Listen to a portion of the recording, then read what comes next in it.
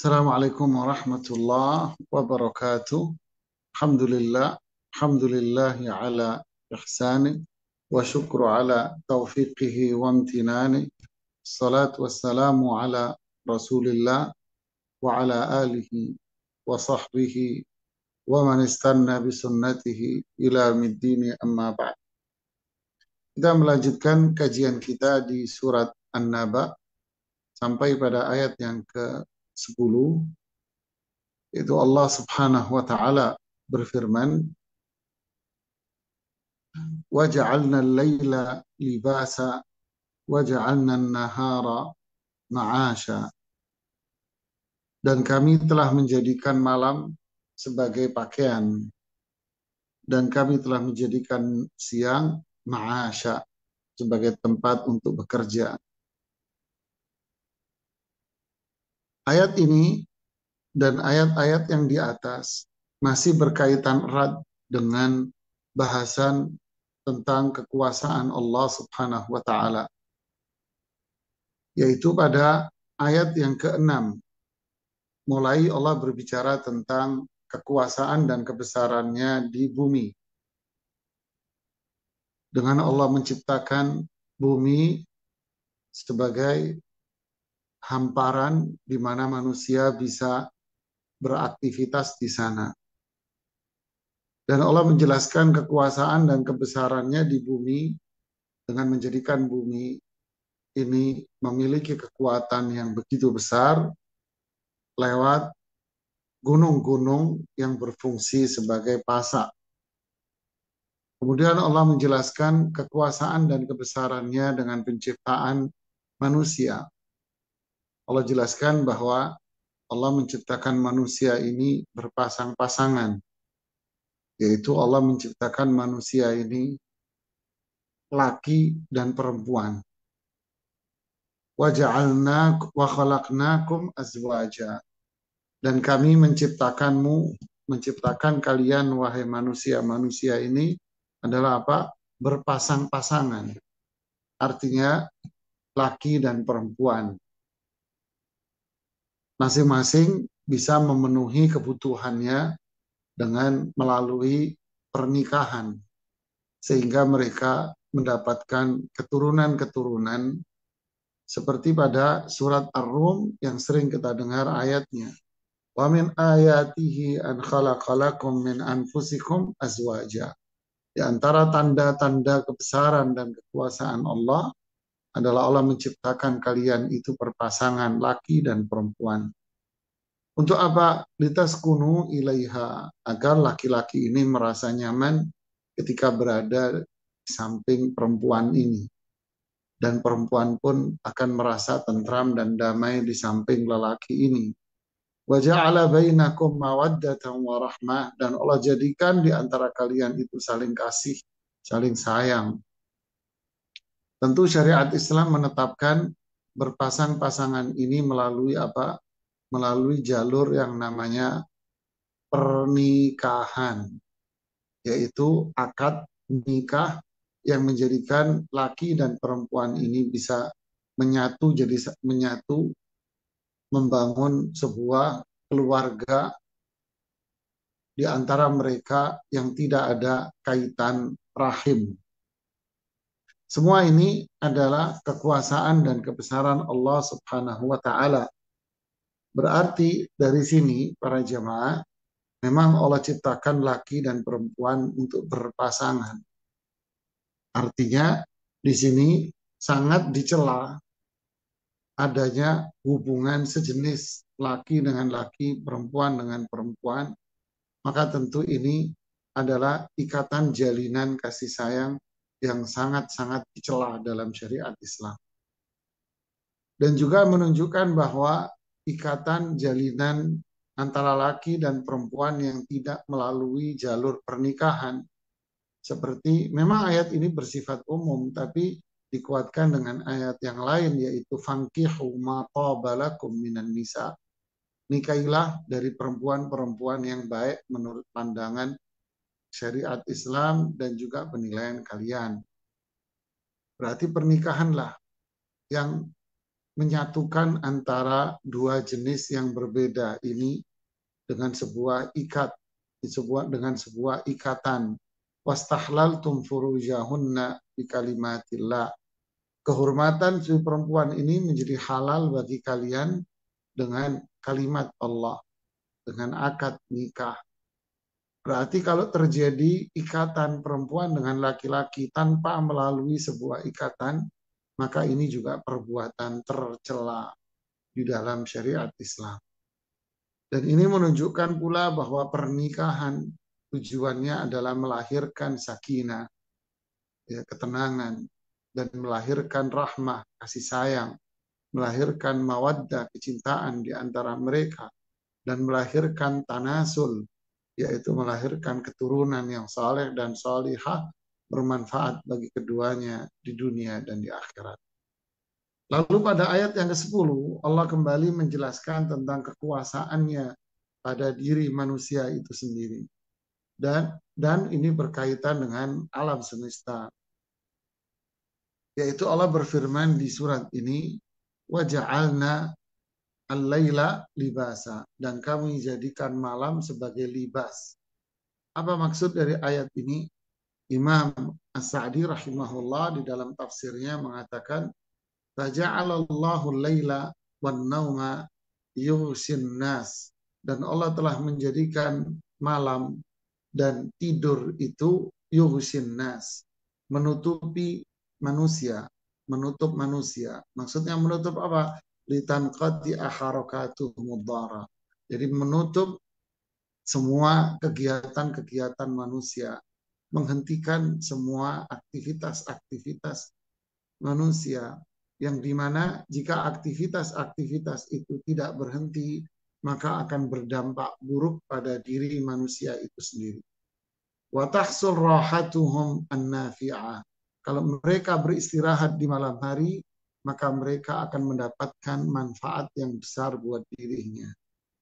Berarti yang dimaksud dengan kata libas di sini artinya sebuah makna kiasan yang bermakna adalah istirahat.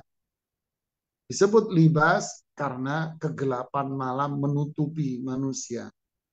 Jadi ibarat seseorang berada dalam cahaya, kemudian dia ditutupi sehingga jadi gelap.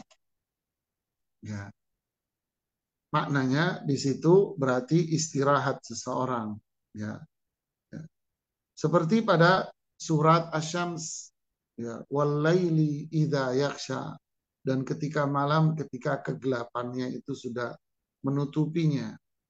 Jadi yang dimaksud dengan waja'alna laila libasa, Allah jadikan malam ini sebagai libas, maksudnya adalah istirahat, tenang, tentram. Nah, di sini ada faedah, berarti pelajaran yang berarti buat kita. Yang pertama, bahwa hanya Allah lah yang menjadikan perputaran di alam semesta ini menjadi malam dan siang. Allah yang menciptakan itu semua. Yulijul laila fin nahari wa yulijul nahara fil lail. Jadi Allah yang menjadikan siang menjadi malam, malam menjadi siang, dan seterusnya. Allah yang menciptakan itu semuanya. Manusia tak akan kuasa untuk membuatnya. Dan Allah jadikan itu berbeda-beda antara satu dengan tempat yang lain karena sebuah perputaran bumi. Ini adalah kekuasaan Allah Subhanahu wa taala. Dan ini bukan terjadi karena terjadi dengan sendirinya atau terjadi karena sebuah proses alami, tidak. Ini adalah keingkaran terhadap kekuasaan dan rububiyah Allah, seperti banyak yang disajikan dalam materi-materi ilmu pengetahuan alam yang mengesankan bahwa semua ini terjadi karena sebuah perputaran dunia. Tidak, ini semua adalah kekuasaan Allah, Rabbil Alamin. Allah yang berkuasa, Allah yang mengatur semuanya. Kemudian yang kedua, memberikan makna bahwa waja'alna laila libasa, kami jadikan malam itu seperti pakaian, artinya cahaya kemudian tertutup menjadi gelap. Di sini memberikan makna secara isyarat bahwa kita dianjurkan untuk beristirahat di malam hari. Allah jadikan malam ini sebagai tempat istirahat. Berarti faedahnya Di malam hari kita dianjurkan dalam syariat Islam untuk menghentikan semua aktivitas-aktivitas dan pekerjaan-pekerjaan kita. Ya. Dan disitulah contohnya yang dilakukan oleh Rasulullah Sallallahu Alaihi Wasallam. Beliau memerintahkan para sahabatnya ketika berjalan, melakukan penyerangan atau apa, mereka ingin beristirahat di malam hari. Begitulah para jamaah. Jadi malam hari ini adalah sakana, tempat untuk beristirahat, menghentikan semua aktivitas-aktivitas pekerjaan kita. Berarti kalau istilah lembur dan sebagainya, jika itu tidak bersifat darurat, maka itu menyalahi aturan yang telah Allah tetapkan, yaitu malam sebagai istirahat. Apalagi menjadikan malam ini sebagai tempat ajang waktu untuk dibuang-buang saja. Duduk di kafe, nongkrong di sana, dan nongkrong di sini, maka ini juga menyalahi sebuah aturannya. Makanya di surat Al-Insyirah, Allah mengatakan, فَإِذَا فَرَغْتَ فَانْصَبْ. Makna dari ayat ini, kata para ulama, jika kalian telah selesai melakukan aktivitas kalian di siang hari, pekerjaan kalian di siang hari, fansab, maka melakukanlah ibadah di rumahmu. Istirahat di rumahmu, bercengkrama dengan keluarga, karena itu juga ibadah kepada Allah Subhanahu wa taala. Kecuali orang-orang tertentu yang dibolehkan untuk melakukan pekerjaan di malam hari, karena itu berkaitan dengan kemaslahatan orang banyak. Seperti halnya Abu Hurairah radhiyallahu taala anhu, beliau diperintahkan oleh Rasulullah SAW untuk menjaga lumbung gandum di malam hari. Berarti seperti ini pula terjadi pada kelompok masyarakat tertentu. Dia silahkan untuk melakukan pekerjaan di malam hari, seperti tenaga keamanan, seperti tenaga medis, ya, atau tenaga yang memang yang harus menjaga tempat-tempat tertentu untuk kemaslahatan orang banyak, seperti tenaga mereka yang harus menjaga listrik atau pekerjaan-pekerjaan yang serupa, yang sejenis dengan itu. Maka dia dibolehkan untuk melakukan itu dengan ketentuan-ketentuan yang diajarkan oleh Rasulullah SAW, yaitu apa? Berzikir di malam hari, karena malam hari itu tempat roh-roh atau tempat jiwa-jiwa yang kotor, jiwa-jiwa yang rusak bergentayangan. Seperti di dalam surat Al-Falaq, min syarri ghasiqin idza waqaba. Aku berlindung kepada Allah dari kejahatan yang muncul terjadi ketika malam itu sudah gelap gulita. Jadi dianjurkan untuk berzikir dengan zikir-zikir yang dianjurkan oleh Rasulullah SAW ketika seseorang keluar atau harus beraktivitas di malam hari. Yang ketiga, menunjukkan bahwa malam itu gelap, menyelimuti kegelapan, cahaya tertutup, seolah-olah ditutup gitu. Berarti menunjukkan dianjurkannya seseorang ketika malam hari hendak istirahat, yaitu memadamkan lampunya. Ini dianjurkan dalam syariat Islam. Padamkan lampu Anda. Seperti yang Rasulullah SAW sabdakan di dalam riwayat Imam Tirmidzi. Dan ini hadis disahihkan oleh para ulama hadis. Itu apa? Jika kalian hendak tidur, maka matikanlah lampu kalian dan bacalah bismillah. Tutuplah jendela-jendela kalian dan bacalah bismillah. Tutuplah sisa minuman dan sisa makanan Anda dengan membaca bismillah. Maka setan-setan tidak akan mampu mengganggu dan memasuki rumah Anda. Jadi ini dianjurkan untuk itu. Ya, agar para ulama mengatakan kenapa? Agar tidak terjadi kebakaran pernah terjadi di Madinah. Makanya Rasulullah SAW menyarankan itu kepada para sahabatnya. Subhanallah, indah sekali tatanan schedule yang dibuat oleh syariat Islam. Luar biasa. Ini schedule yang Allah tetapkan, schedule harian seseorang, ya, agenda rutinitas seseorang. Kemudian pada ayat yang ke-11, waja'alna nahara ma'asyan. Dan kami jadikan siang hari ma'asyan. Dan Imam As-Sa'di mengulang ayat ini, wa ja'alna nahara ma'asya, dan kami jadikan siang sebagai ma'ash. Apa maksudnya? Ma'ash ini saya tambahkan penjelasan dari Imam Ibnu Katsir rahimahullah taala, yaitu kami jadikan siang hari ini bercahaya, bersinar, agar manusia bisa melakukan aktivitasnya, agar manusia bisa pergi dan datang untuk memenuhi kebutuhannya, agar mereka bisa berdagang dan berusaha. Ma'asya ini istilah yang sering kita dengar dengan nama ma'isyah, cari dari mata pencaharian kerja. Dan kami jadikan siang ini untuk bekerja. Jadi siang ini dari mana mulainya? Siang ini kan mulainya dari terbitnya matahari. Ya, mulai dari terbitnya matahari. Itu sudah mulai disebut dengan siang. Awal duha. Sampai kapan? Sampai terbenamnya matahari. Dan disitulah mulai waktu malam. Nah, durasi waktu inilah waktu seseorang untuk bekerja mencari maisha. Disitulah waktunya laki-laki untuk bekerja. Makanya disebut di dalam ayat rijalun la tulhihim tijaratun wala bay'un an dzikrillah wa iqamis shalah. Ini adalah laki-laki di mana dagangnya, pekerjaannya, usahanya dia tidak akan melalaikan dia dari zikir, dari salat, dari bayar zakat.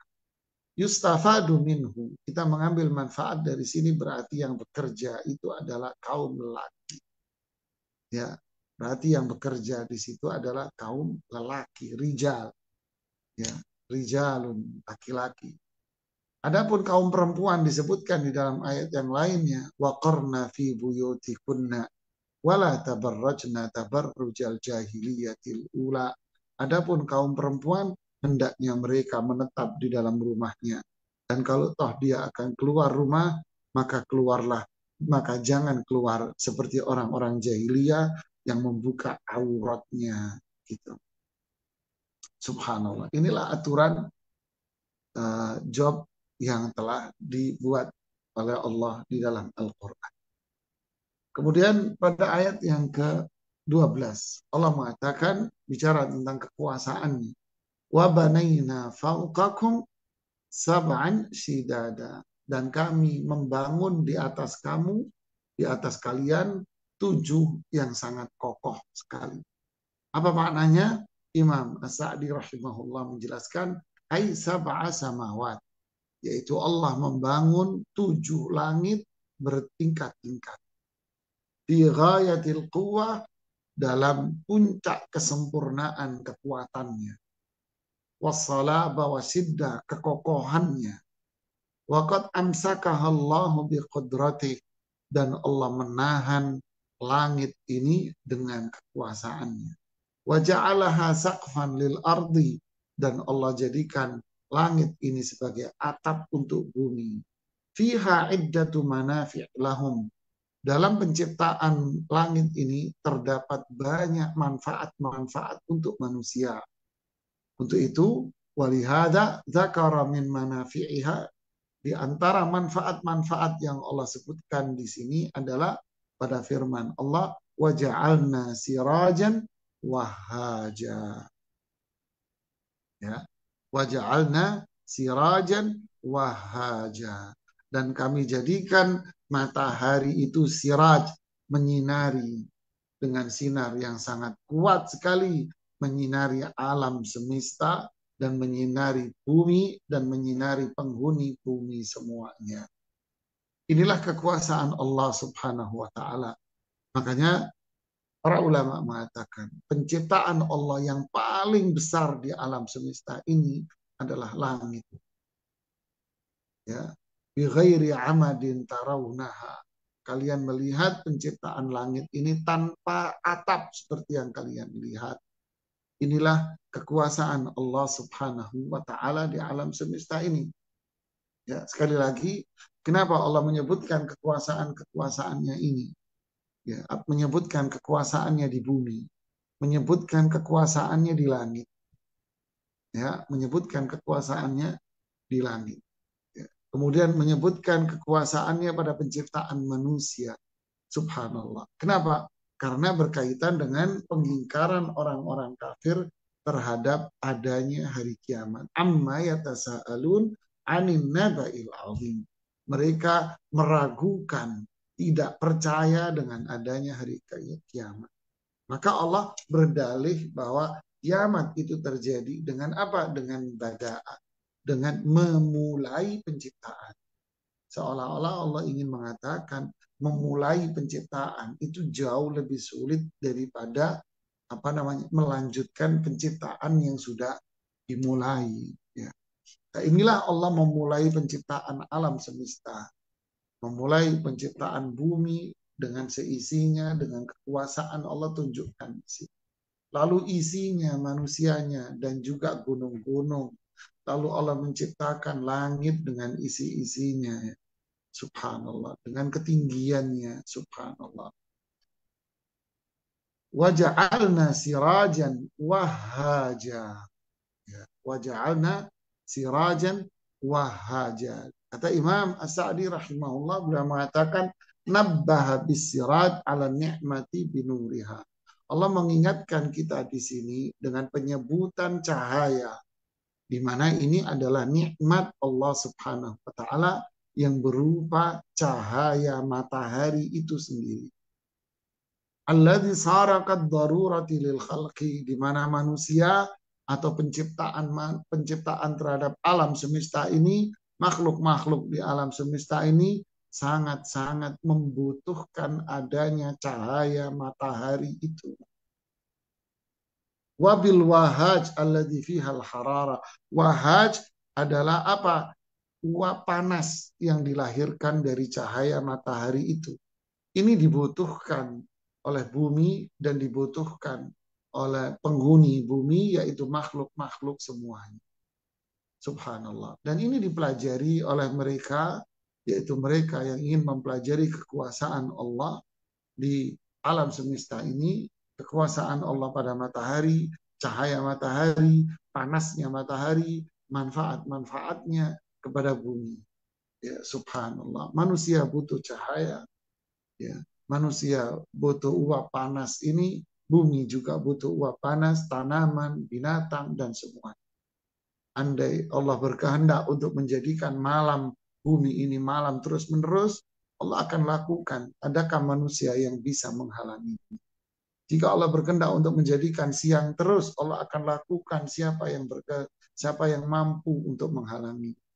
Tentu tidak akan ada manusia yang bisa menghalangi kekuasaan Allah Subhanahu wa taala. Subhanallah. Inilah kebesaran dan kekuasaan Allah. Inilah rububiyah Allah, Rabbil Alamin. Ini yang disebut dengan rububiyah, kekuasaan Allah. Inilah pengaturan Allah terhadap alam semesta. Inilah kekuasaan, kebesaran Allah. Inilah nikmat, inilah kebaikan Allah Subhanahu wa taala. Ini rububiyah Allah Subhanahu wa taala. Selanjutnya Allah mengatakan pada ayat yang ke-14, wa anzalna minal mu'sirati ma'an thajjaja. Kembali Allah menyebutkan kenikmatan-kenikmatan yang Allah berikan kepada makhluk semuanya. Wa anzalna, kami menurunkan minal mu'sirat. Yang dimaksud dengan al-mu'sirat di sini adalah sahab awan. Jadi Allah yang menurunkan awan. Allah yang menciptakan awan. Allah yang menjadikan awan ini ada dari sebelumnya tidak ada. Lalu Allah menurunkan dari awan ini apa? Ma'an thajjaja, yaitu air yang sangat besar sekali. Nah, disinilah banyak pelajaran-pelajaran dulu yang kita pelajari dan sekarang banyak dipelajari bagaimana proses terjadinya sebuah hujan. Yang menunjukkan semua ini adalah proses alamiah siklus. Seolah-olah, siklus aja. Sehingga seakan-akan di sini mengajarkan manusia untuk tidak percaya sama Allah Subhanahu wa taala. Wal'iyadzubillah. Wal'iyadzubillah. Harusnya, saya mengatakan harus ya, buku-buku pelajaran ilmu pengetahuan alam ini dimasukkan nilai-nilai tauhid. Dimasukkan ayat ini, wa anzalna minal mu'sirati ma'an sajjaja. Dan kami menurunkan air hujan yang begitu lebat dari mana? Dari kumpulan awan-awan ini. Ya, silahkan mereka mempelajari bagaimana proses itu terjadi. Boleh mereka mempelajari sebagai bentuk apa? Usaha manusia untuk melahirkan iman, untuk mendapatkan iman, usaha manusia untuk mendapatkan hidayah dari Allah Subhanahu wa taala, dan dari situlah manusia akan yakin bahwa siapa yang menciptakan awan? Allah. Siapa yang membentuk awan? Allah. Siapa yang membentuk di sini awan, di sini tidak? Allah. Siapa yang menurunkan dari awan itu hujan yang begitu lebat? Allah Subhanahu wa taala. Lalu manusia berusaha untuk mempelajari itu semua untuk melahirkan iman, untuk mendapatkan hidayah dari Allah Subhanahu wa taala. Harusnya ini yang ditanamkan sebelum mereka atau setelah mereka mempelajari ilmu pengetahuan alam ini, agar mereka sadar bahwa semua ini terjadi karena ciptaan Allah, dan ini menunjukkan rububiyah, keagungan, kebesaran Allah Subhanahu wa taala di alam semesta ini, agar melahirkan iman, agar melahirkan hidayah, agar melahirkan amal saleh. Subhanallah. Dan juga Allah mengatakan linukhrija bihi habban wa nabata. Lalu kami akan mengeluarkan dengan air hujan itu habban, biji-bijian, wa nabatan, dan tanaman-tanaman. Jadi Allah turunkan hujan. Lalu dengan hujan ini biji-bijian itu akan menjadi tumbuh seperti gandum, jagung, kemudian beras, ya, dan berbagai macam biji-bijian yang lain yang dimakan, dikonsumsi oleh manusia dan dikonsumsi oleh makhluk-makhluk Allah yang lain. Wanabatan, dan Allah tumbuhkan begitu pula tanaman, sayur-sayuran, buah-buahan yang dikonsumsi oleh manusia dan dikonsumsi oleh semua makhluk. Berarti siapakah yang memberi makan manusia? Ya ibadi, kullukum ja'i'un illa man at'amtuhu. Wahai manusia, kalian semua lapar, kecuali mereka yang aku berikan makan kepadanya. Fastad'imuni, minta makan sama aku. Jadi dari sini pun binatang-binatang akan tumbuh. Dia makan dari biji, dia makan dari dedaunan dari sini. Lalu binatang ini pun menjadi binatang yang tumbuh sehat, binatang-binatang ternak yang dibolehkan dimakan oleh Allah. Oleh Rasulullah SAW membolehkan kita untuk memakan sapi, onta, kambing, ayam, kuda, kerbau. Kita dibolehkan untuk mengkonsumsi ini semuanya. Kullukum ja'i', kalian lapar, Allah yang ngasih makan semua. Dan dari situ pula tumbuh tanaman-tanaman, pohon-pohon, yang demikian pohon itu pun bisa diolah menjadi berbagai macam kepentingan dan keperluan manusia. Manusia yang mengolahnya, mengambil usaha, lahirlah dari pohon-pohon itu benang-benang. Lalu dari benang lahirlah pakaian-pakaian. Siapa yang membuat pada aslinya? Allah. Manusia hanya mengolah saja. Subhanallah. Linukhrija bihi habban wa nabata. Jadi Allah yang ngasih semuanya ini untuk manusia. Allah yang ngasih semuanya ini untuk semua makhluk. Manusia punya kewajiban untuk berusaha, mengelola. Manusia punya kewajiban untuk meminta kepada Allah. Allah yang memberi semua ini. Bukan manusia dengan keringatnya, jangan sombong.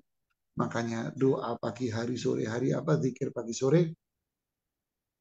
Ya Hayyu Ya Qayyum birahmatika astaghith aslih li sya'ni kulla wa la takilni ila nafsi tarfata'id.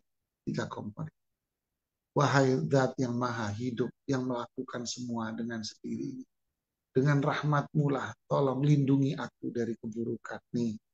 Yang kedua, perbaiki semua urusanku baik. Terus apa? Jangan serahkan semua sama diri. Allah yang menentukan semua. Manusia punya kewajiban untuk usaha, memohon kepada Allah untuk mendapatkan yang terbaik. dan dilindungi dari keburukan-keburukan. Inilah iman. Inilah iman. Subhanallah. Wa jannatin alfafa. Lalu pada ayat yang ke-16, maka lahirlah, muncullah tanaman-tanaman, kebun-kebun, jadi jannat.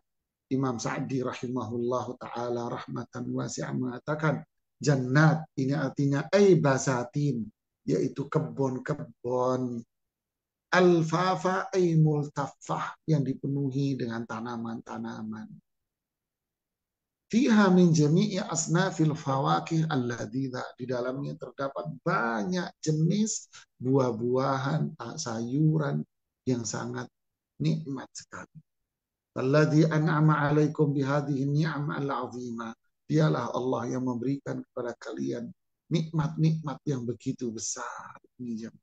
La yuqaddar qadruha. Tidak akan bisa seseorang untuk mendata, menghitung jumlahnya berapa, tidak bisa, ya. Dan mengukur seberapa luas, seberapa besar dimensi, dan menghitung seberapa banyak, la yuhsi adada, nggak bisa. Kaifa takfuruna bihi tukadzibuna ma akhbarakum bihi. Terus bagaimana kalian bisa kufur, ingkar sama Allah? Ini logika dari mana? Bagaimana kalian bisa kufur, ingkar, nggak mau taat, syirik, beda, maksiat sama Allah. Padahal Allah yang ngasih kalian ini semua. Bagaimana kalian bisa mendustakan hari kebangkitan? Nggak percaya kematian, nggak percaya alam kubur, nggak percaya dengan hari dibangkitkan dari kubur, hisab. Kenapa kalian nggak percaya? Yang membuat dari semula ini Allah. Yang membuat ini semua Allah, yang menciptakan Allah. Kenapa kalian nggak percaya? Kaifa tasta'inuna bini'amihi ala ma'asi wa tajhadunaha. Bagaimana kalian mau bisa menjadikan dan menggunakan nikmat-nikmat Allah semua ini untuk maksiat? Kamu pakai baju lalu bajunya dipakai untuk maksiat. Kan bukan Allah yang bikin, yang ngolah manusia. Bahannya dari mana? Allah. Ya. Tisu dari mana bahannya? Manusia yang ngolah. Tapi udah bahannya Allah yang menciptakan semua dari alam semesta ini. Subhanallahiladzim. Ya. Subhanallah. Bagaimana manusia menggunakan semua nikmat Allah ini untuk apa? Untuk maksiat kepada Allah subhanahu. Kok bisa? Wa taj'aluna rizqakum annakum tukadzibun. Kenapa kamu jadikan rezeki yang Allah berikan kepada kalian itu sebagai ajang kalian mendustakan Allah? Kufur, syirik, bid'ah, maksiat. Kok bisa? Allah tegur ini dengan teguran keras. Makanya nanti di akhirat Allah akan minta ditagih sama Allah. Mintain pertanggungjawaban. Tsumma latus'alunna yawma idzin 'anil na'im. Kelak kalian semua pasti akan dimintain pertanggungjawabannya oleh Allah atas semua nikmat yang Allah berikan kepada kalian. Allahu Akbar. Seorang sahabat mengatakan, Zubair bin Awam mengatakan, ya Rasulullah, kita ini makan cuman air putih sama kurma tok ya Rasulullah. Ya Allah, para sahabat dulu makannya itu kurma sama air putih. Ya Rasulullah SAW, kita ini makannya kurma sama air putih. Masa ini juga dimintain pertanggungjawaban? Iya, kurma yang kamu makan, air putih yang kamu minum, itu nanti semua dimintain pertanggungjawaban oleh Allah. Ini semua nikmat yang Allah berikan kepada kita. Buat apa dan kalian pakai apa? Ya, kalian gunakan untuk apa semuanya? Untuk taat atau untuk maksiat kepada Allah, lupa sama Allah. Nas'alullah al-afwa wal-afiyah. Berat ini dosanya jamaah. Selanjutnya Allah berbicara tentang hari kiamat. Nah, jadi habis bicara menceritakan mereka yang ingkar, kemudian Allah sebutkan kekuasaan-kekuasaannya, lalu endingnya ditutup. Kenapa kalian kufur? Kenapa malah nggak percaya dengan Allah? Kenapa nikmat yang Allah berikan Anda gunakan? untuk maksiat, untuk kufur, untuk syirik kepada Allah. Lalu tahap yang ketiga di surat ini, barulah Allah bicara tentang apa yang akan terjadi di hari kiamat. Barakallahu fikum. Inilah bahasan kita di pertemuan berikutnya, yaitu tahap yang ketiga di surat An-Naba. Tahap yang pertama, mereka yang ingkar dengan hari kiamat. Tahap yang kedua, menyebutkan kekuasaan Allah di alam semesta dengan tujuan apa? Agar manusia sadar, agar manusia iman, agar manusia taat, agar manusia sadar bahwa semua ini nikmat dan digunakan untuk ketaatan kepada Allah. Tahap yang ketiga di surat An-Naba bicara tentang hari kiamat itu sendiri. Nas'alullah al-afwa wal-afiyah. Semoga Allah memaafkan semua kesalahan kita, menutupi semua keburukan dan kesalahan kita, menerima taubat kita, dan semoga Allah memberikan keselamatan buat kita di dunia dan keselamatan kita di alam kubur nanti dari azab kubur, dan memberikan keselamatan buat kita di akhirat nanti. Allahumma inna nas'aluka jannah. Allahumma inna nas'aluka jannah.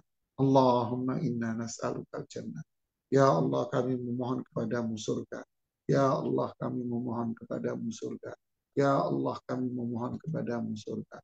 Allahumma inna na'udzubika minan nar. Allahumma inna na'udzubika minan nar. Allahumma na'udzubika minan nar. Ya Allah, kami berlindung kepadamu dari azab neraka. Ya Allah, kami berlindung kepadamu dari azab neraka.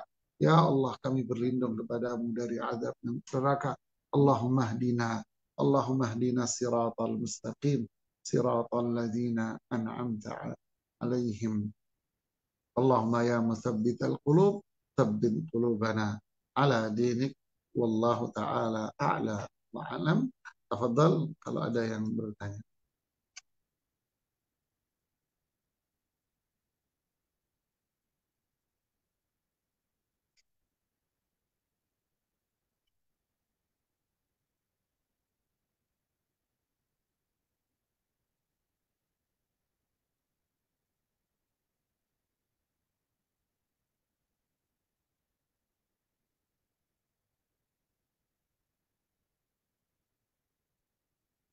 Amin. Allahumma amin.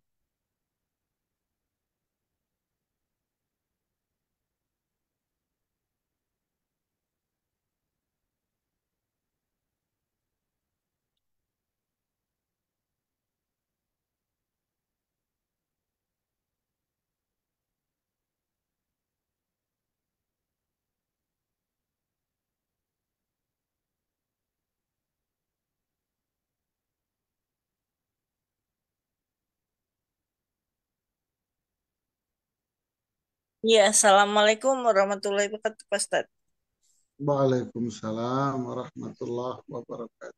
Nah, saya izin bertanya Pak Ustadz dengan hari akhir ini. Misal, kan tadi Pak Ustadz berkata ya, kalau kita kan makanan dan minuman kan gitu ada pertanggungjawabannya. Nah, apabila kita kan kita tidak sengaja ya, padahal itu kita tahu tuh minumannya haram, makanannya haram, tapi karena kita kena hawa nafsu, nah itu kan banyak maksud yang makanannya dilarang, tapi misalnya kalau memang kalau tidak ada lagi ya kok dulu yang itu mau dikatakan apa lagi. Nah ini misalnya makanan yang lainnya masih ada, nah sedangkan itu makanan yang dilarang itu kita tuh pingin banget maksud kan hawa nafsu itu bagaimana maksud dengan pertanggung Hmm. jawabannya karena kita masing-masing saudara nggak bisa menolong, harus kita diri sendiri kan Ya, tubuh kita itu akan dipertanggungjawabkan juga itu bagaimana Pak Siti Jangan. ya, barakallahu fiki. Menarik pertanyaannya memang.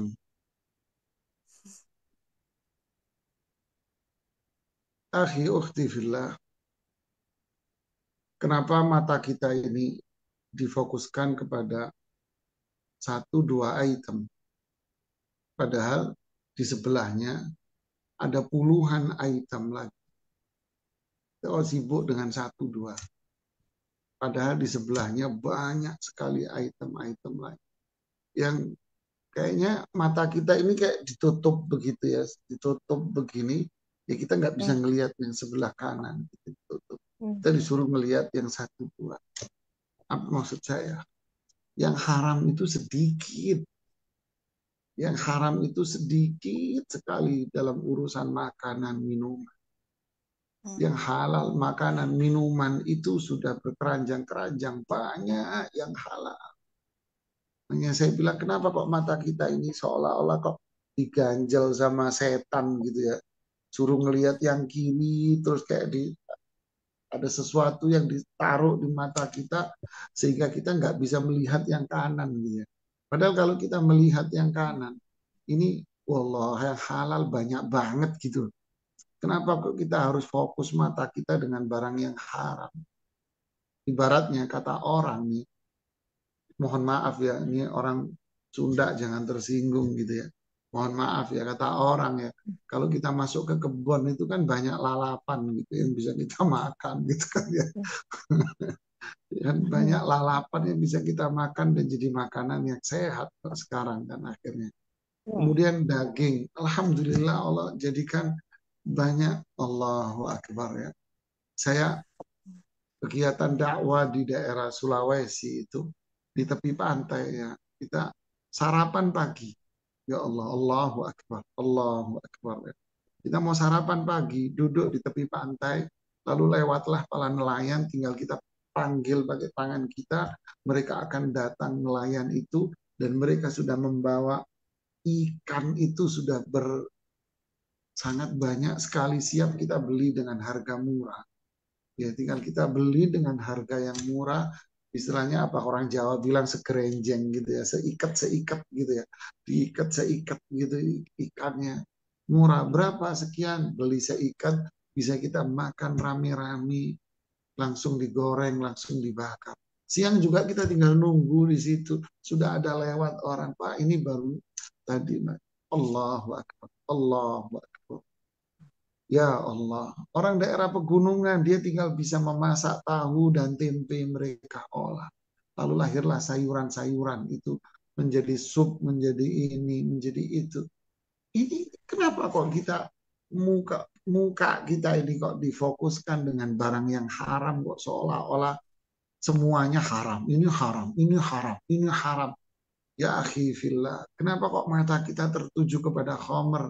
Padahal Anda nengok di sebelah banyak air mancur yang kita tinggal ngangak mulut kita bisa minum dari air mancur itu dengan sesegar-segarnya gitu ya.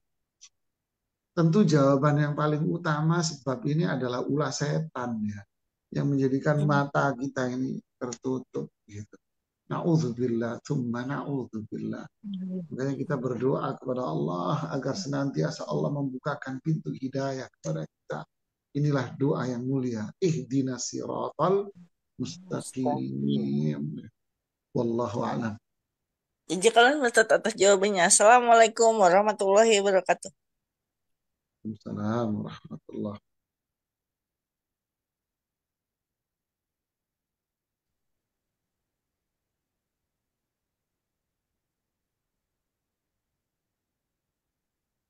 Ya, jazakumullahu khairan, Hinabil. Alhamdulillah, jazakumullahu khairan, Ustadz atas penjelasan tafsirnya. Yang ingin ditanyakan adalah, yang pertama Ustadz, ketika kita sudah membaca arti dari Al-Quran, kemudian kita mendengarkan kajian tafsirnya, seperti yang Ustadz jelaskan, kita memperhatikan alam misalnya Ustadz. Saat ini kita mulai mengubah mindset atau pandangan hidup ketika melihat yang biasanya kita ambil seperti take it for granted, apa-apa udah seperti apa adanya tanpa direnungi Ustadz. Nah, ketika sudah tahu, artinya harus lebih direnungi dan dimaknai apa yang Allah kehendaki dari seluruh ciptaannya. Tetapi Ustadz, ketika kita sudah membaca, merenungi, kok rasanya di hati itu belum yang kokoh banget gitu Ustadz. Seperti misalnya melihat gunung-gunung ciptaan Allah, kalau itu diguncangkan sedikit, ada bencana dan seterusnya. Nah, untuk lebih bisa mentadaburi ayat-ayat yang seperti ini, bagaimana nasihat Ustadz? Jazakumullahu khairan. Subhanallah, ini pertanyaan bagus banget. Allah berfirman, afala yatadabbaruna al-Quran. am ala qulubin aqfaluha. A'udzubillah, kita berlindung kepada Allah dari.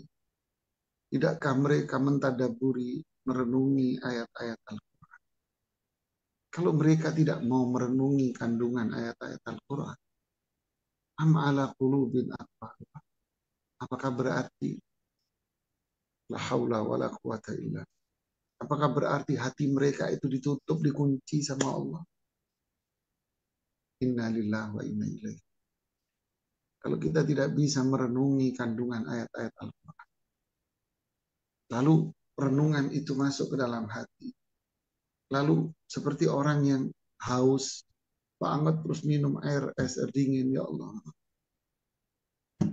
lega semua. Seperti itu, tenang, adem. Kalau tidak melahirkan itu, berarti kita harus segera taubat kepada Allah. Karena yang menghalangi ayat-ayat Al-Quran ini masuk ke telinga, kemudian menembus ke dalam hati. Dan itulah nutrisi hati dan itulah yang menyembuhkan hati. Maka bersegeralah kita taubat kepada Allah. Ya, sada al-qulub, yaitu apa yang disebutkan dalam hadis, dijelaskan Ibnu Qayyim rahimahullah di kitab Al-Wabil Sayyib. Inilah yang namanya hati yang berkarat, yang menjadikan ayat-ayat Al-Quran masuk ke dalam hati, tak terkesan apa-apa pada diri. Ini butuh taubat kepada Allah Subhanahu wa Ta'ala. Kemudian yang kedua apa? Kita butuh obatnya. Apa obatnya? Al-Quran ini terus. Maksudnya kok bisa? Iya. Seperti kita kalau sakit, tentu kita nggak mau minum obat ini. Tapi kita akan memaksakan diri untuk minum obat biar kita sembuh.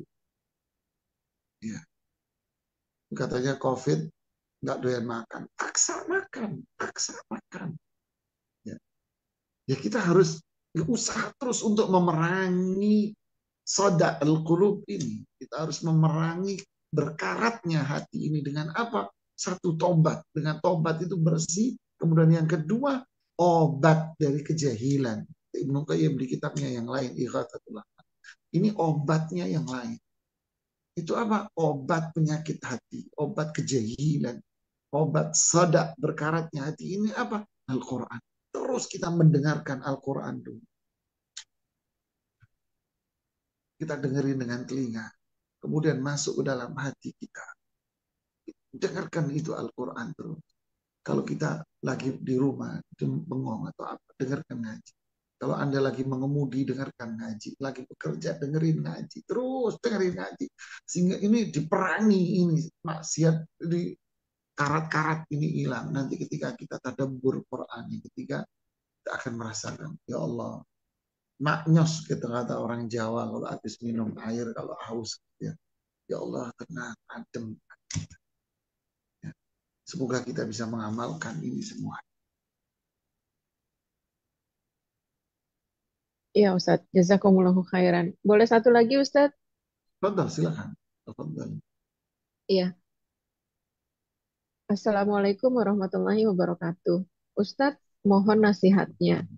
Ketika kita membaca arti dari ayat, misalnya Ustadz, mengalir di dalam surga air, sungai-sungai yang mengalir di bawah dipan-dipan. Kemudian Allah juga menceritakan bahwa di sana tidak ada lagi kesakitan. Ketika kita membaca ini Ustadz, kita juga memaknai seperti bayangan yang ada di dunia. Walaupun pada dasarnya saya sudah tahu bahwa tidak ada kenikmatan yang sama dengan dunia. Bagaimana menyikapinya ya Ustadz? Karena sepertinya ayatnya jadi kurang kuat di hati saya. Apakah ini barusan yang seperti Ustadz jelaskan juga? Mohon nasihatnya lagi Ustadz. Jazakumullah khairan. Barakallahu fiik, luar biasa. Luar biasa. Hebat ini pertanyaannya. Jawabannya seperti yang saya jelaskan tadi. Ditambah lagi apa? Kalau muncul seperti itu, ucapkanlah A'udzu billahi minasyaitonir rajim. Kalau kita baca tentang nikmat-nikmat surga, lalu kok muncul, kok nggak masuk di akal saya ya? Apa iya? ah, ucapkanlah saat itu, a'udzubillahi minasyaitonirrajim. A'udzubillahi minasyaitonirrajim. A'udzubillahi minasyaitonirrajim. Ucapkan kata-kata ini terus ucapkan. Kalau belum hilang coba ambil air wudhu, biar apa? Biar hilang bisikan setan. Itu semua bisikan setan, Ibu. Ya, bisikan. Kenapa? Karena Allah sudah mengatakan bahwa surga itu adalah ma la ainun ra'at wala udhunun sami'at wala khatara ala qalbi bashar. Ma la ainun ra'at, mata manusia nggak pernah melihat, telinga manusia nggak pernah dengar, sehingga tidak ada memori di otak manusia. Karena memori kita ini modalnya dari mana? Dari mata yang melihat, dari mendengar. Itu memori, sehingga tidak terbersit. Nggak mungkin terbersit ya manusia. Terus bagaimana? Itulah namanya iman. Dzalikal kitabu la raiba fihi hudal lil muttaqin alladzina yu'minuna bil ghaib. Inilah Al-Quran. Petunjuk. Larai, nggak ragu. Sudah tidak ragu. Petunjuk buat siapa? Orang yang bertakwa. Siapa orang bertakwa? Alladzina yu'minuna bil ghaib.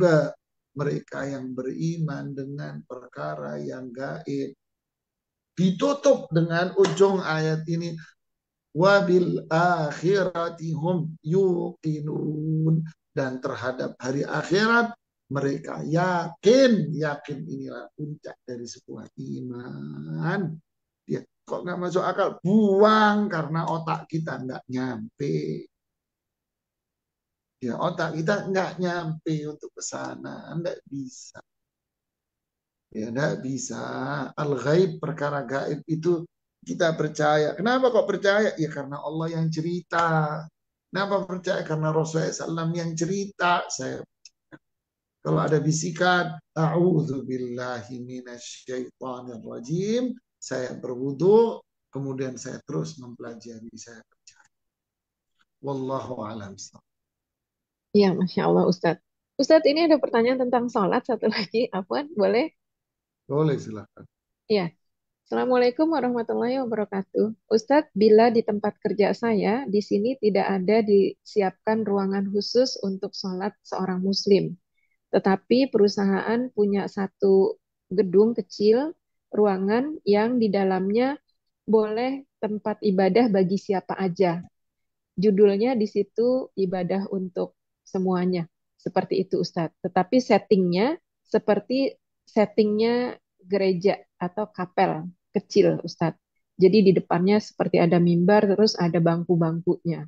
Memang ada tempat yang bisa kita gunakan untuk sholat. Apakah saya boleh sholat di sana Ustadz? Karena tidak ada ruangan yang lain. Sebenarnya saat ini saya sedang mencari juga bila masih ada memungkinkan ruangan yang lain yang bisa digunakan untuk sholat.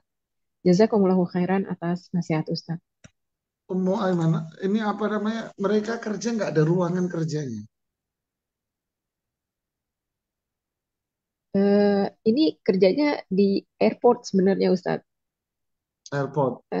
Iya, jadi di lapangan seperti itu Ustaz. Kalau di lapangan emang dia nggak ada tempat untuk duduk-duduk, untuk santai. Anak Nggak nggak ada tahu juga ruang nih dia Ustaz. untuk duduk, untuk santai. Islam ini syariat yang mudah. Silakan Anda sholat dimanapun.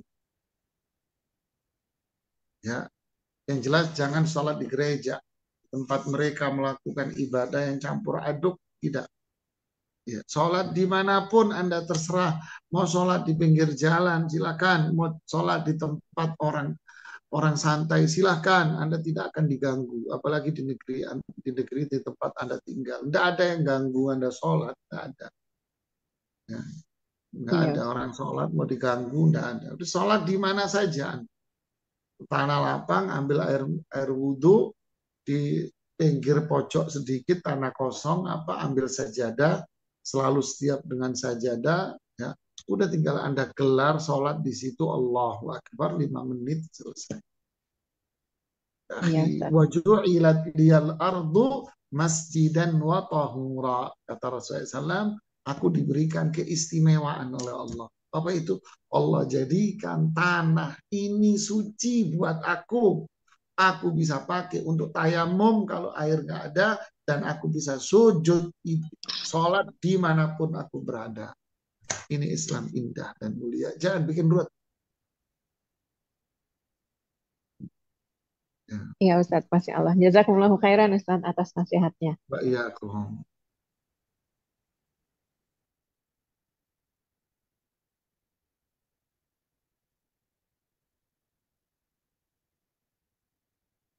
Ya.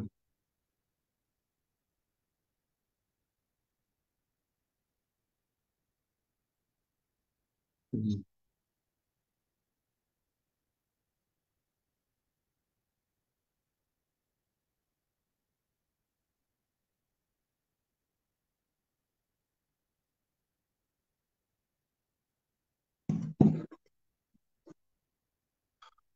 Allahumma hdina jami'an. Semoga Allah memberikan hidayah buat kita semua. Tentu yang pertama adalah taubat kepada Allah atas kemaksiatan yang dulu pernah dia lakukan. Karena dosa besar itu tidak akan hilang dengan sendirinya. Tapi dosa besar itu hilang dengan taubat kepada Allah. Dengan syarat-syarat taubat yang sering dijelaskan kepada kita semuanya. Ya, taubat.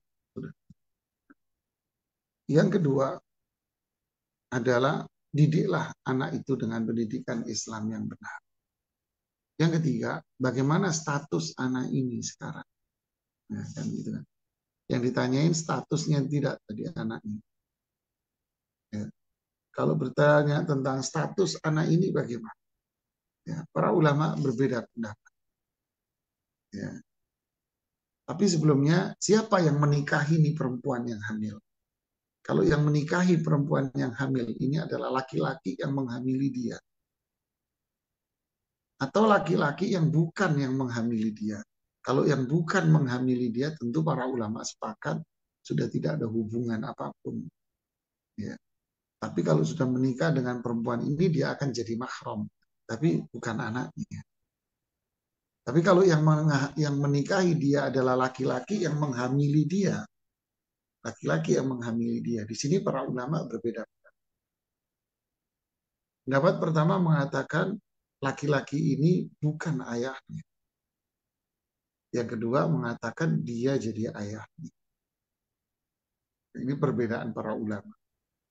Ya istihad. Kalau kita yang di Dewan Fatwa Perhimpunan Al-Irsyad, pernah kita berdiskusi membahas masalah ini di sidang Dewan Fatwa yang ke-7 di daerah Tawangmangu, Solo.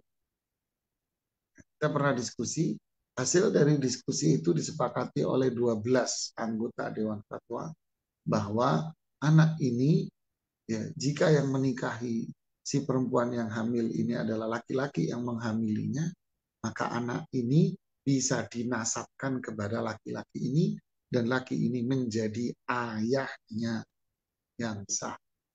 Berarti kalau dewasa, ini anak cewek, ini laki bisa jadi wali dan dia bisa jadi dapat warisan. Wallahu a'lam.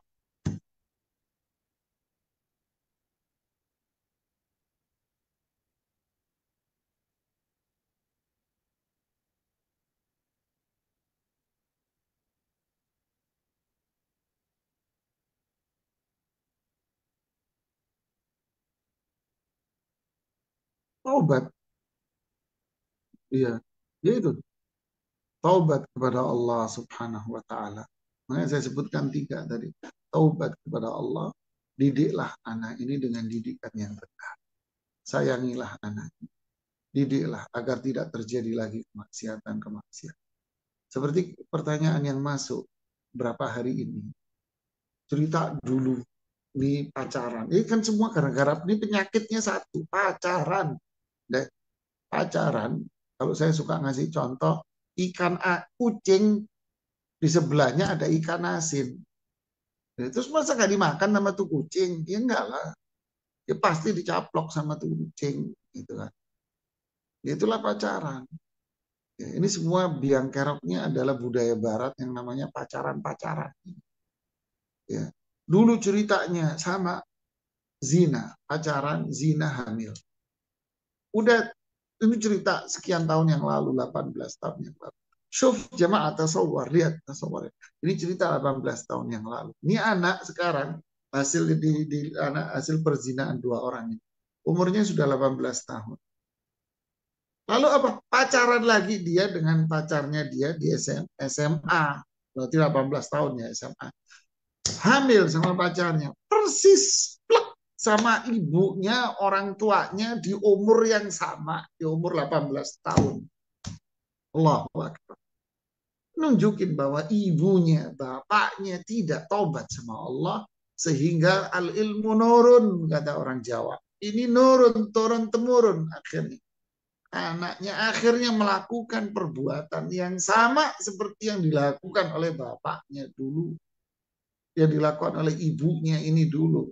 Allah Akbar. Inna lillahi wa inna ilaihi raji'un. Makanya apa? Taubat pada Allah. Tutupi kesalahan Anda, didik dia dengan akidah, dengan ibadah yang benar. Kenalkan dia akan syariat Islam. Doa terus sama Allah agar diberikan hidayah. Ya. Kalau kita sudah taubat kepada Allah, sudah mendidik dengan baik, maka Allah akan menghapus semua dosa. Ya, wallahu a'lam.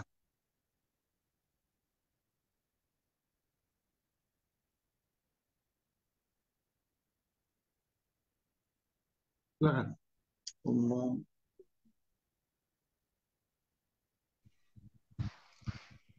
Iya Ustadz, Bismillah. Assalamualaikum warahmatullahi wabarakatuh. Waalaikumsalam warahmatullahi wabarakatuh. Silakan. Ini Ustadz, tadi Ustadz menyampaikan tentang libas. Artinya adalah selimut malam yang mana manusia itu di malam hari hendaknya beristirahat seperti itu. Tetapi Ustadz, fenomena yang ada ternyata banyak perusahaan-perusahaan ataupun para pecinta kuliner itu yang perusahaan mengadakan pekerjaan shift siang dan shift malam seperti itu, dan kuliner ternyata banyak yang menggelar dagangannya di malam hari. Apakah ini bisa dikaitkan dengan hadis yang manusia itu tertipu dengan dua keadaan, yaitu waktu nikmat sehat dan waktu luang seperti itu Ustadz? Itu yang pertama. Terus yang kedua Ustadz tentang zina yang baru disampaikan Ustadz. Ada tetangga saya kemarin menangis cerita kepada Ana seperti itu Ustadz. Karena naudzubillah min dzalik memang di bawah umur sekali anak tersebut terjadi hamil di luar nikah, yang pada akhirnya ketika mau proses pernikahan itu yang laki karena sama-sama umurnya di bawah umur, ternyata sampai ke pengadilan agama pun tidak bisa diterima, dan akhirnya yang laki itu juga tidak bertanggung jawab beserta keluarganya, sehingga anak yang hasil zina tersebut itu dinisbatkan kepada neneknya Ustadz. Nah, pertanyaannya nanti bagaimana ke depan anak tersebut Ustadz ketika sepertinya kan kehilangan, ada sebuah yang kehilangan, nggak memiliki orang tua, tapi justru dinisbatkan kepada nenek seperti itu. Barakallahu fiik, jazakallah khairan. Barakallahu fiik Ummu Firlian. Inilah yang namanya udah jatuh, ketimpa tembok, pohon yang di sebelahnya rubuh. Terus habis gitu dipatok ayam, bubar, kelar. Ya kan? Ini yang disebutkan oleh para Ibnu Qayyim mengatakan maksiat kalau tidak taubat akan melahirkan 10 maksiat. Maksiat akan melahirkan maksiat. Uqubah, hukuman maksiat itu adalah lahirnya kemaksiatan baru. Seperti ini persis. Ya. Harusnya apa? maksiat udah terjadi, ini sudah terjadi. Harusnya apa? Taubat kepada Allah. Ajak nih anak-anak yang SMP atau SMA ini taubat kepada Allah. Ayo taubat, didik dia. Kalau lingkungan yang menjadikan dia seperti itu, keluarkan dia dari lingkungan yang bejat itu. Masukkan dia, pindahin dia ke lingkungan yang benar. Jauhkan dari pertemanan-pertemanan itu dia. Biarkan bayi ini lahir. Dan bayi ini harus dinasabkan kepada perempuan yang melahirkan dia.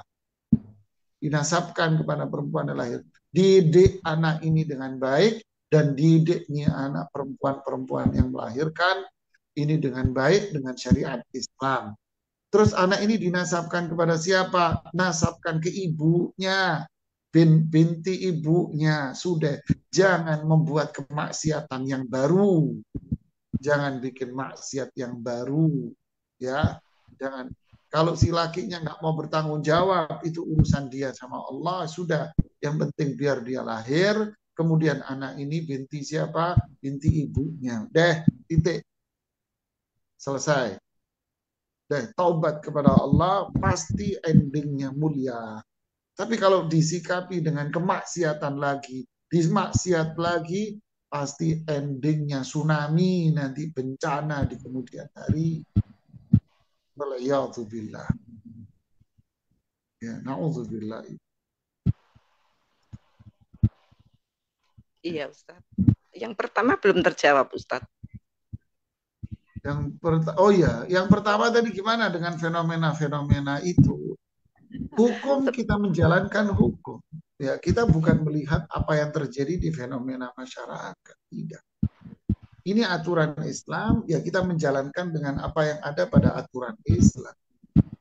Ya. Kalau mereka sekarang mencoba untuk menghidupkan malam dengan berfoya-foya, dengan makan, minum, dan berbagai macam kesibukan, dengan dalih, hiburan, setelah kepenatan mereka bekerja, inna lillahi wa inna ilaihi raji'un. Inilah mereka yang tidak mengenal Islam. Inilah dunia orang kafir. Sedangkan kita Islam punya aturan Al-Quran. Yang kita sorot, yang kita pelotot, yang kita dengar, yang kita taati adalah aturan Islam. Bukan yang dilakukan oleh kebanyakan manusia. Allah berfirman, wa in tuti' aktsara man fil ardi yudilluka an sabilillah. Jika kamu mengikuti selera kebanyakan orang yang ini seperti ini, yang jauh berpaling dari Islam, dari Quran dan petunjuk Rasulullah SAW, mereka akan menyesatkan kalian. Sudah kita komit dengan ini semuanya. Kalau terlibat dalam pekerjaan yang seperti itu, ini bukan dikategorikan sebagai pekerjaan yang darurat seperti yang saya katakan, tidak. Anda harus di malam hari minta yang pagi, nggak dikasih. Emang yang ngasih rezeki Anda, yang ngasih rezeki Allah, bukan Anda. Resign, cari tempat kerja yang lain, Bu.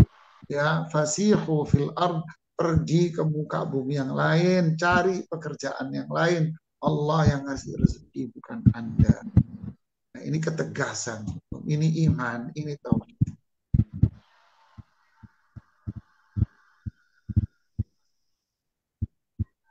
Iya, Ustaz. Barakallahu fiik. Jazakallah khairan.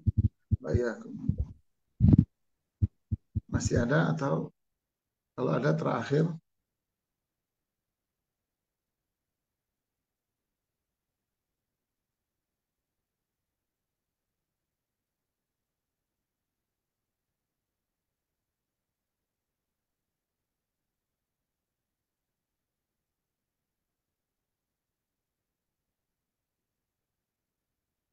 Alhamdulillah.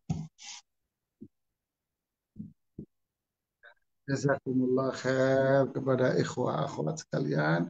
Tetaplah kita konsisten untuk belajar. Alhamdulillah ada media. Saya pribadi sangat bangga sekali ya dengan media-media yang seperti ini. Semangat belajar ya. Alhamdulillah kita manfaatkan kesempatan kita untuk belajar seperti ini dengan ustadz-ustadz kita semuanya. Inilah kesempatan kita untuk usaha untuk mendapatkan hidayah Allah, mendapatkan iman dari Allah Subhanahu wa taala. Kita terus berdoa, Ya musabbital qulub, tsabbit qulubana ala dinik. Kita terus berdoa semoga Allah memberikan, menanamkan hidayah kepada diri kita, ilmu yang bermanfaat, amal, dan tidak dibolak-balikkan di jalan-jalan yang tidak diridhoi oleh Allah. Semoga bermanfaat. Mohon maaf jika ada kekurangan, kesalahan dari diri kita. Subhanakallah wa bihamdik asyhadu an la ilaha illa anta astaghfiruka wa atubu ilaik. Sallallahu wasallam ala rasulina wa alihi wa sahbihi wa barik. Assalamualaikum warahmatullahi wabarakatuh.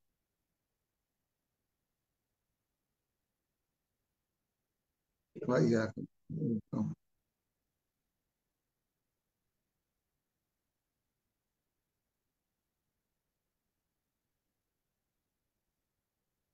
Assalamualaikum.